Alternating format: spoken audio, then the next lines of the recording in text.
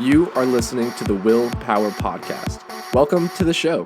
I am Will Holdren, and I talk with some of the most influential CEOs, entrepreneurial leaders, and thought leaders to reveal the secrets that have led to their success. I believe that with the right knowledge and mindset, you can do anything you say your mind to. So if you want to learn how to change your life for the better, if you want to learn how millionaires actually became wealthy, or if you want to develop and start your own business from the ground up with the right knowledge to help you, then you are in the right place because this is the Willpower Podcast.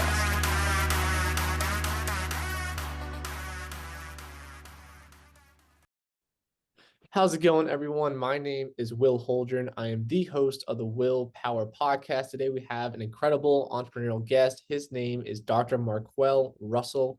And Marquel is the CEO of a company called Client Attraction University. People also know him as the king of client attraction. And with that being said, he helps founders and CEOs scale their companies and gain more revenue for their companies. And since he started his company, he has helped clients generate over $500 million in revenue, which is absolutely incredible. And he is also scaling his own portfolio, hoping to grow to 100 million in the next couple of years. So with that being said, Marquel, thank you so much for joining me today. Thank you for having me, Will. I'm excited to be here. Yeah, my pleasure. It sounds like you are absolutely crushing it. I know my audience is going to love your story and everything you've been up to and how you're able to help just entrepreneurs to grow their companies and grow as an individual as well. So I'm really looking forward to diving into that.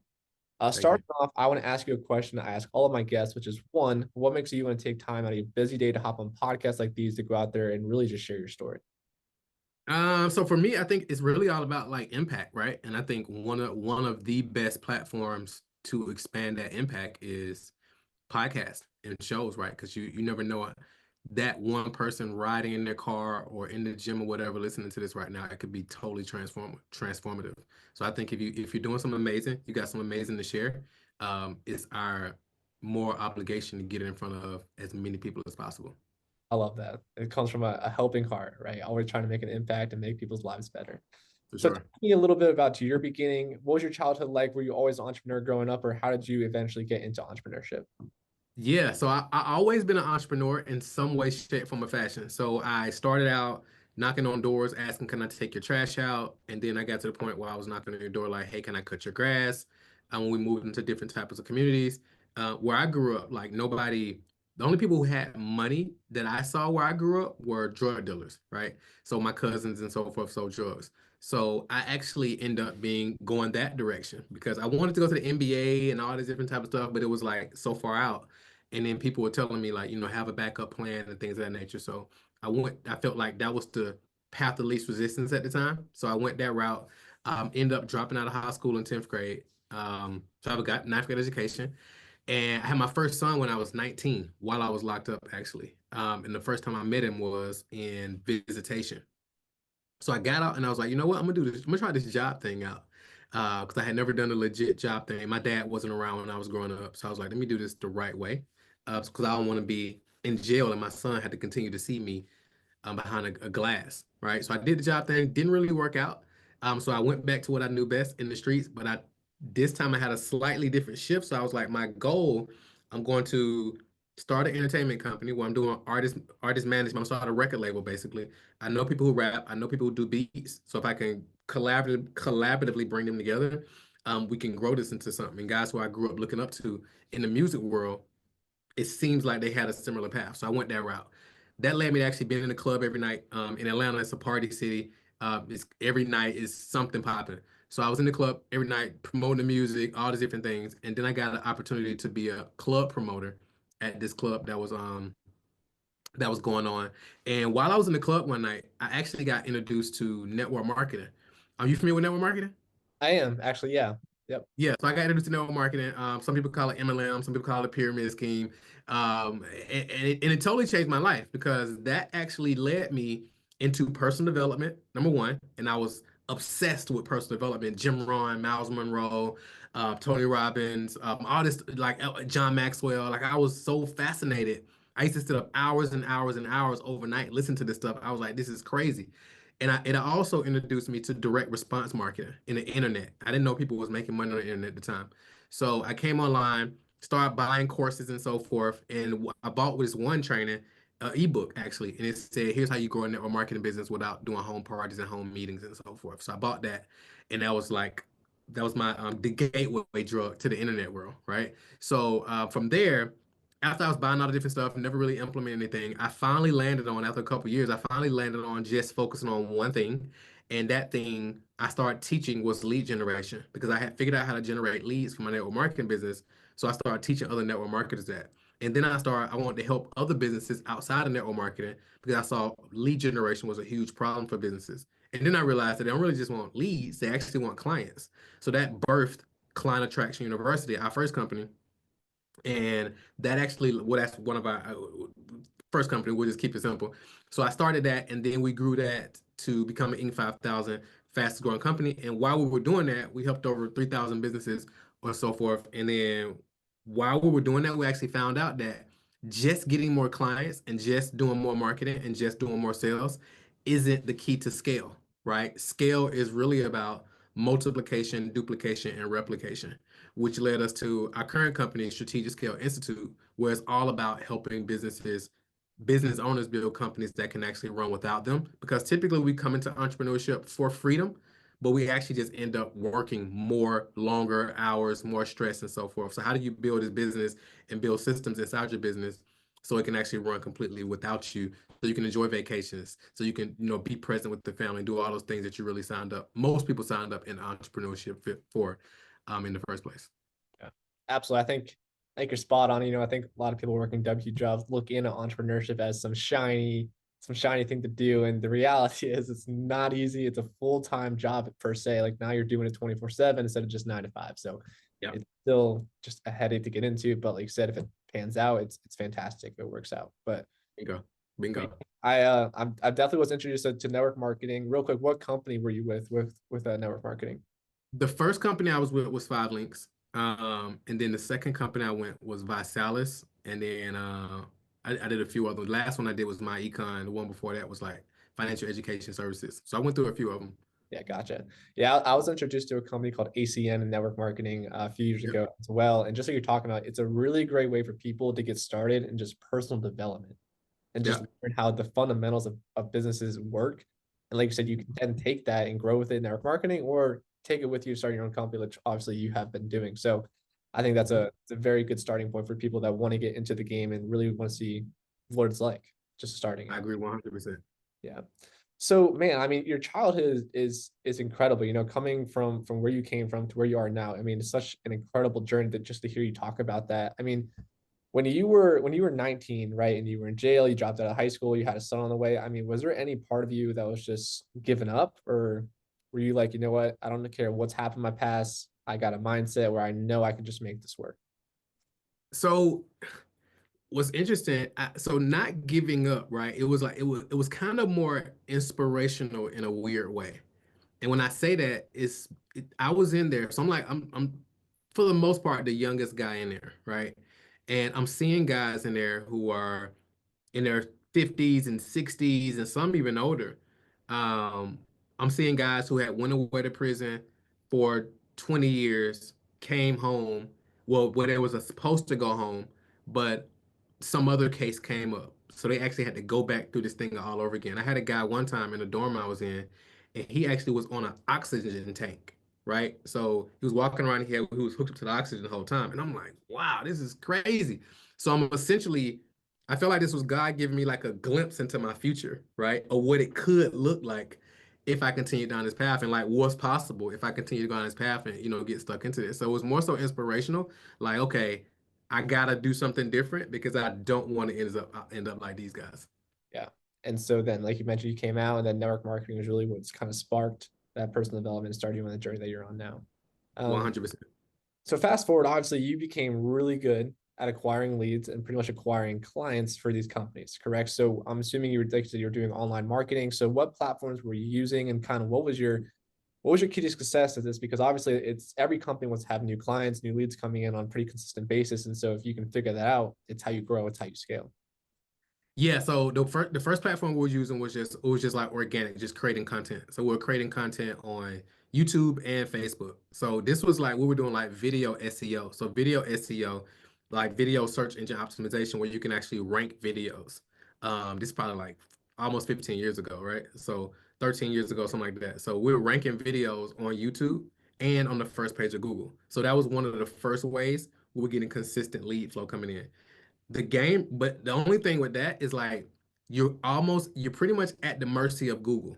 So like when they come through and do like an update, they could like wipe out a lot of your rankings. So you may go from 30 to 50 leads per day to 5 leads per day because they did a new update.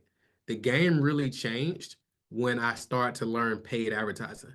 And how do we put $1 into Facebook ads and get $3 or $4 or $5 or more?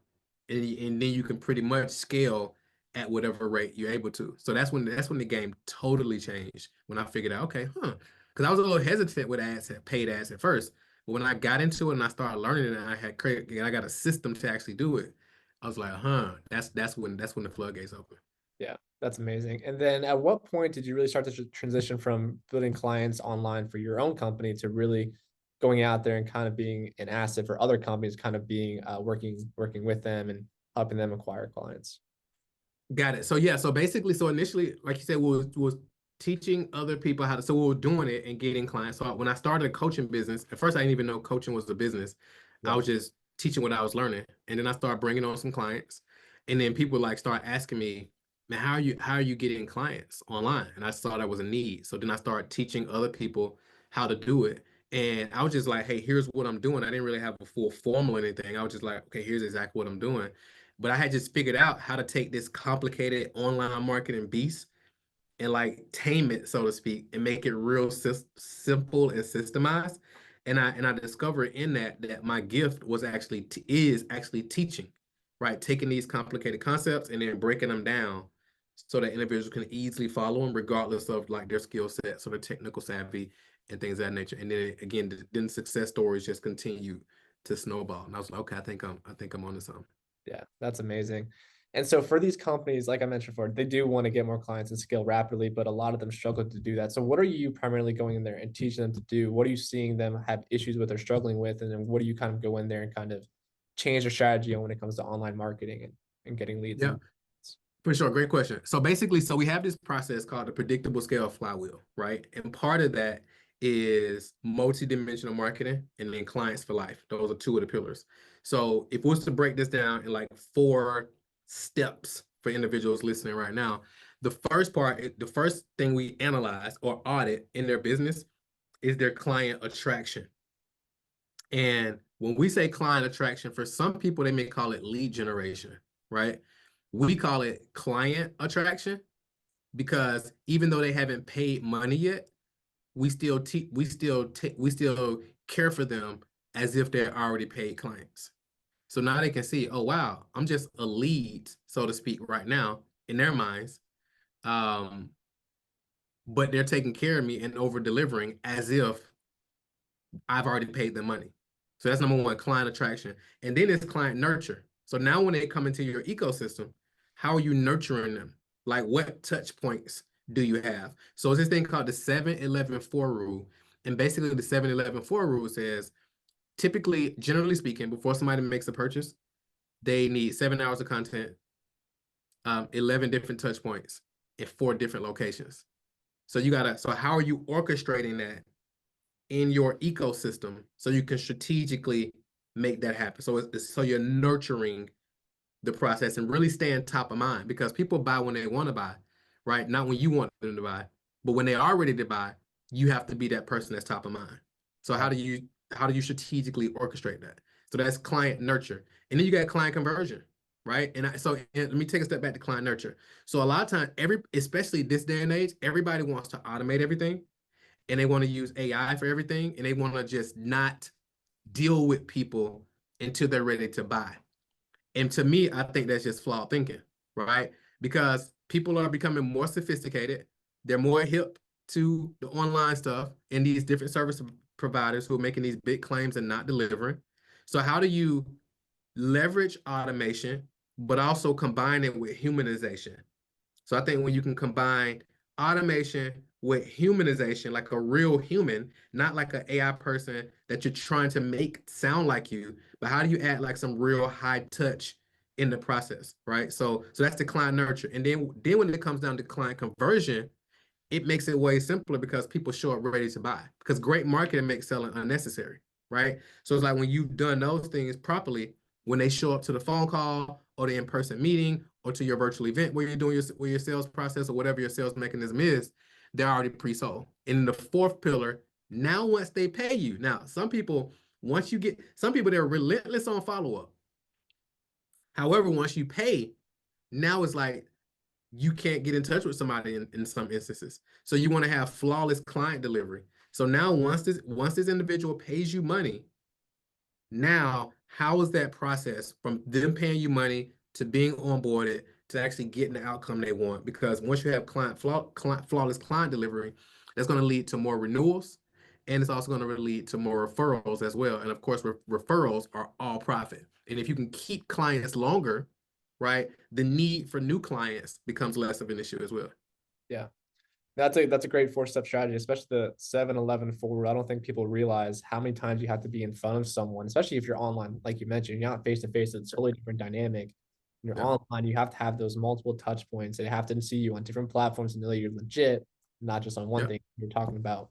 So real quick on that, what are the four main platforms that you encourage these companies to be on for those touch points? So the four main platforms. So I typically recommend it. So depending on their team bandwidth and like their infrastructure, I typically would recommend picking one. Right. I wouldn't necessarily say go do all four because they all behave differently. Right. So if you have a team, then you can kind of implement a lot of this stuff more streamlined. But typically I would say, hey, which one are you most prominent on right now?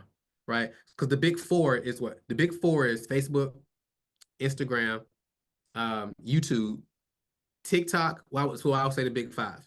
TikTok is a big one, and then also LinkedIn. So I really think it depends on who you're speaking to and like which one are you most prominent on. And once you get that one going, whether that's Facebook, whether that's Instagram, whatever, because your ideal client is on all of them. Some people think that, well, my ideal clients are more professional. They're only on LinkedIn. No, they're not only on LinkedIn. They're on Instagram, doom scrolling. They're on Facebook, right? Because they aren't Instagram looking to do business. No, they aren't on Facebook typically looking to do business or TikTok typically looking to do business. They're just kind of numbing out, scrolling through. But that's the perfect time for you to pop up in their feed while they're not even looking for business stuff. They're totally unplugged. Typically, if somebody is on LinkedIn, they're actually in the business state of mind, which isn't a bad thing. So now you can show up strategically there. So I typically advise which one are you most prominent on right now, Yep. and then double down and make that one more strategic. And then once we got that one systemized, and maybe we can hand it off to somebody or make it where it's super low touch for you, then we can add another one on, right? And then we can add another one, add another one on. Gotcha. That makes sense. Like you said, you got to go where your client is, and people are on different platforms for different reasons. Yeah. So it's like platform stacking, right? So once you get one working, then okay, now we can add this one on. Now we can add this one on because we want to have that multi-dimensional process where they're seeing you on these multiple different platforms. Yeah. So my next question is for startup entrepreneurs and people that are starting up their companies. What would you recommend for like a marketing budget, whether if they want to do something online and do this kind of process? So that's a great question. I would say, so generally speaking, from a paid marketing budget, because I think it's a huge opportunity for organic marketing as well, right? And creating value-based content. Yeah. So I think that's a must because that's going to make your ads perform better as well, and then your ads are going to help your content get seen better. So as a general rule, I would say, all right, what is a new client worth to you? Like when you get a new client, how much is that worth? Do you charge 5,000? Do you charge 10,000? Do you charge 15,000? Right, whatever you charge. And then I would say, okay, whatever that new client is worth to you, let that be your starting marketing budget, right? And not saying you got to spend like let's say it's 10,000. Not saying you got to spend 10,000 a day or even 10,000 in a month. I mean, you can. The faster you're able to spend it, the more data, the faster you're going to get data, and then you can optimize and make decisions based on. But I would say, okay, I would start with that budget. You can decide over what period of time you want to spend it, or you're able to spend it. But I think as a general rule of thumb, that's a good starting point. Yeah. I like that. That makes sense because obviously you don't want to overspend or underspend, but that's a good break even spot and help you see if it works or not, right? And you can go from Yep, there. yep. And then just doubling down especially if you got a smaller marketing budget, and I think it's relative, right? Smaller marketing budget is relative. However, I think doubling down on content creation as well is a total game changer, and then you can just amplify it with ads. Yeah. So with your personal business you guys are running here at Client Attraction University, obviously you guys have helped clients generate over 500 million in revenue, which is a ton. So do you currently have a team working with you, or is this just you as a consultant for these companies, or what does that look like? Yeah, we have a full team. So we have a full team of strategists that specialize in different areas, whether that's ads, whether that's tech, whether that's ops, whether that's sales. So we have a full advisory firm. Awesome. Awesome. And so for companies that are coming in here and implementing your process to help you generate some online leads, online clients, like you said, after that, you have to really build the infrastructure so you can handle that increase in sales, increase in clients, so you can scale properly. And scaling has got to be one of the, it's not easy to do within companies. So what are your top ways, or what are some really good habits that these entrepreneurs, business owners can take in so they can have this exponential growth and scale their companies properly? For sure. So a simple formula is typically when I'm working with a client or we're working with a client, we're looking at, okay, what do we need to eat? Right? Some people are like, when I say that, they're like, what does that mean? So when I say what do we need to eat? So it's EAT, it's an acronym. So the E is what do we need to eliminate? Because a lot of times in business, we can find ourselves. So, like for example, some famous advice floating around in the business world is just delegate. Just delegate everything, delegate everything, delegate everything. And then you have some people say, well, don't try to figure out how to do it. Just find the who and just get the who to do it. And I'm not saying any of that advice is bad advice. I just think general advice can be damaging for business owners, right? Especially depending on where they are in their process. So imagine delegating something to people on your team or hiring people to delegate stuff to, and the stuff that you're delegating to them should actually just be eliminated. So now you're paying somebody to do something that's not even moving the needle, and it should just be eliminated. And a lot of times, as we're growing our business, what we did every day in the earlier stages, you might find yourself still doing that just because this is just how we've always done it. And then you have team members who are doing stuff in the business because it's just like, this is how we've always done it. And those things aren't really beneficial anymore. We just haven't audited the process. So the first thing we want to figure, okay, what do we need to eliminate? That's the E. The A is now once we've eliminated everything that should be eliminated, now what do we automate? Right? What can we automate? We haven't got to the point of delegating and all that type stuff yet. Like, what can we automate? Right. So, for example, if we used to send out agreements manually, can we automate that? If we used to do this manually, can we automate? What can we automate? And then the T is now what can we transfer? So now we're looking at, okay, who on the team can we transfer? Like if you're the CEO, right, we want to free up some of your bandwidth to focus more on your zone of genius. What are you still doing that we can get off your plate? So now we can transfer. So I'm working with the CEO. First thing we're going to figure out, okay, let's look at your schedule. Let's do a time audit, right? And let's look at your calendar. What on here should we be eliminating? That just shouldn't be done by you or anybody else. Secondly, okay, what on here can we automate? And then now what can we transfer on your thing? Like, can we transfer this to somebody on the team? Or do we need a hire that we can transfer this off to? And then we'll duplicate that same process throughout the team. Now let's look at your team members, look at your org chart. And I was like, all right, cool. Let's do a time audit for them. All right, what can we eliminate? What can we automate? What can we transfer? And we run that through the whole team. And then you do that quarterly. So I think that's an initial thing that almost anybody can do. Yeah. Even if you're a solopreneur. Yeah. Yeah. It's really just streamlining your business, right? And making sure Yep. you're using your time effectively. And like you mentioned, I think it's so important to focus on the things that actually move the needle in your business. Yep. Because so many people are just doing things that just are spinning the wheels, they're not moving forward. It's just wasting time at the end of the day. So definitely 100%. a habit to break, but like you said, you got to analyze yourself and be your own analyzer and see what has to change to move forward. Yeah, I agree. Yeah. So that's all so spot on. So looking forward to you, obviously you've been in this game for quite some time, and I'm sure you've seen the industry change. Like you mentioned, you've been in for over 15 years, and TikTok has come along, other apps like that. Now AI is coming Yeah. along, but out of all these changes, I mean, where do you really see the industry going for these online platforms like the next couple of years? Do you think AI is going to completely take over and just focus on AI to build out these click funnels and then go do things that way? Or how do you see the industry changing? I think AI is going to be a great in addition to, right? I think if you can, like, if I think that where the future is going, it's going to be integrating where you can take AI and automation, right, and combine it with humanization. Because I don't think Yeah. as humans, we like connection, right? We like depth. We like people. So automation is good. So I had an event a month ago, 2 months ago, I think. And I asked everyone, I was like, hey, because everybody was like, I want to use AI, blah, blah, blah, blah. And I'm like, great. So I was like, cool. I was like, when you call your phone service or any company to get service, and that AI assistant comes on and says, hey, I'm such and such. I'm gonna get you taken care of. And they start asking you all these prompts. I'm like, what do you automatically do? Everybody yelled out at the same time, representative, representative, right? We all do it. What does that tell us? Us as humans, while AI is cool, we don't want to engage with it at that level, right? Especially we want to deal with a human. So how do you take the humanization, right, and create that high touch, especially for service-based businesses? Leveraging that and then using some of the AI and automation to get the process started. And then once you get the process started, tying some high touch humanization in it. I think the people who can do that are going to stand out head and shoulders because people are going to just numb out because they're gonna be like, oh, this is an AI bot. Or is this a real human? Right. I was on Instagram yesterday, 2 days ago, and I was replying to a guy because I had saw his message. And Yeah. he was like, hey, is this one of those robo messages or am I actually chatting with somebody? Right.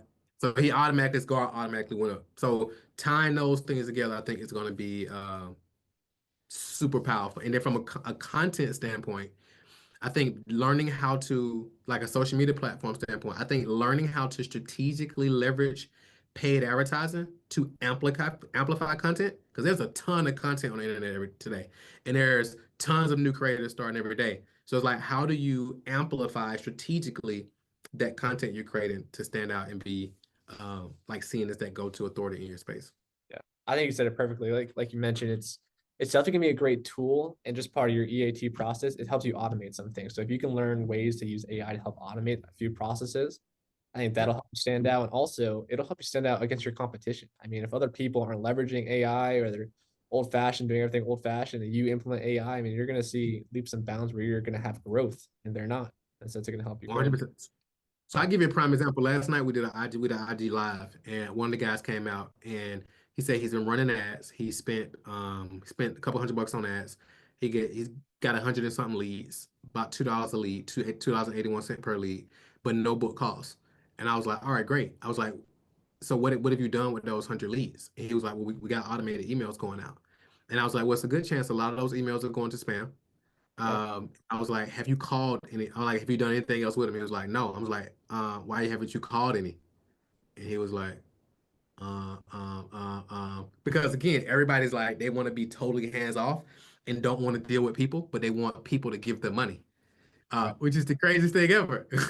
Yeah, you gotta be involved in it, you know. You gotta Yeah. people like dealing with people. So Because we're up against the algorithm. We're up against ESPs, these email service providers like Google, I mean Gmail, Yahoo, Hotmail. Like they're doing things that's going to affect your email delivery, and the chances of your emails actually showing up. Not to mention these individuals are getting way more emails now, and the last thing they typically want is another email. So how do you infuse some high touch and actually reach out and create some real connection?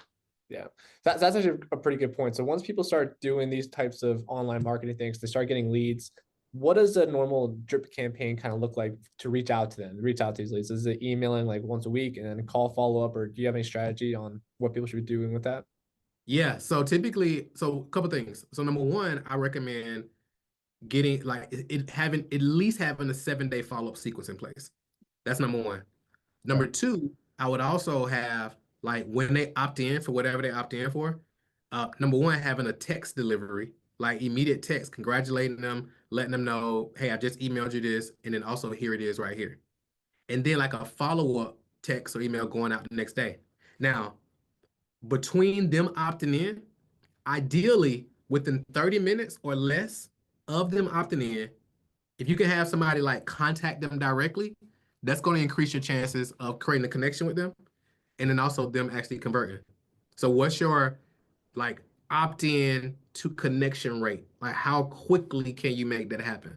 Like that's if you once you can install that, I mean it's a game changer because people quickly forget who you are. And it was a Harvard business study that actually did like a full study on this. And they found that the people who could contact their leads within 30 minutes or less, they had a higher chance of creating some top of mind awareness and then also leading that person to conversion. But during that study, I think it said that something along the lines of it took about on average about 7 days or something like that to actually contact the lead, which is not good because there's so many other people vying for their attention as well. Yeah, that's not even close to that 30-minute benchmark that it should be. Bingo. And depending on your market, they don't even so like the guy last night I was telling you about, his market is parents, not internet marketers, not entrepreneurs. So they most likely don't even check email every day because that's not like part of their lifestyle. They're getting the emails probably, but they don't check them. And the more emails you send them that they don't check, it increases the chances of you actually going to spam. Right. Right. So so make sure you having those different touch points, game changer. Yeah. So you got to be proactive. Now, when you're calling these people within 30 minutes, like you said, that's a benchmark. Is it really you calling all these leads coming in at once? Or do you have like VAs or team members calling them or? So great question. So it really depends on like where you are in the business, right? So if you're, because I know it's a mixture of people listening who are like brand new and people who are further along. Is that right? Yeah. Yeah, pretty much. So so if you're like in the brand new early stages, it's probably going to be you doing it because now as you're doing it, you can actually refine the system. You can create scripts. You get some initial KPIs with some data points. Well, now you can share that with new people you hire and you can just refine the process. And this is the number one way to do market research. Like, so I know people say do market research by looking at Amazon reviews, looking at Google, doing this, and all those things are great. But it's like actually on the phone with people who are your potential ideal prospects can be a game changer from a market research standpoint because now you can actually take that data from those calls and you can actually weave that into your marketing. Some of those questions you're getting, some of those challenges you're getting in real time in their words, right? So like now from when it comes to AI, now you can actually transcribe some of those call recordings, drop that into AI and be like, hey, based on these conversations and these pain points and your analysis of these calls, give me content angles to do, or give me blah blah blah blah blah, and I can give you marketing assets that you can actually have your team where you go create. So the first place is probably gonna be you, and then as you're growing, and now you can start to once you got a process in place. Now again, yes, you can start bringing in VAs and other people to actually help you with the process. Yeah. And obviously it's important to do that so you can hit that 30-minute time mark where One you hundred percent, could not do that. So 100%. the building team. So before we run out of time, just got a couple more questions for you. So one, looking forward for you, obviously you've done so much and you're growing your own company to really high levels, but going forward, like next couple of years, what are some of your main goals you hope to hit with you personally or with your company? So for me personally, I am optimizing for three things. Number one, peace, happiness. Well, four things: peace, happiness, client results, and profit.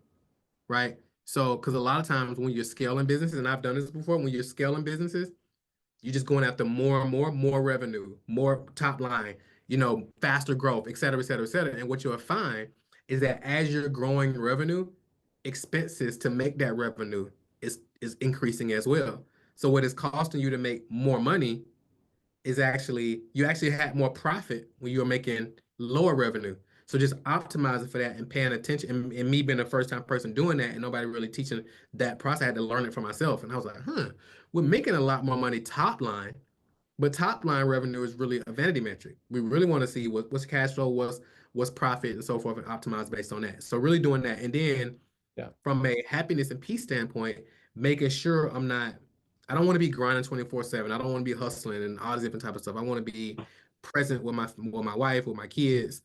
being at, events at their schools, being there when they wake up in the morning, sleeping good at night. So now when I wake up, I'm not stressed out, tired. I can actually show up as a present dad, as a present husband, and really optimizing based on those things. And also working with clients that I enjoy working with and partners that I enjoy working with. And we can build something incredible together. And we're all on the same page and really, again, focusing on my main values, which is my faith, my family, my health, my fitness, and then finance is actually on the it's important, right? You need it to live, but it's like I want to optimize for these things that are way higher on the value chain for Right. me. And while we're doing it, just having a lot of fun helping other business owners create what they want.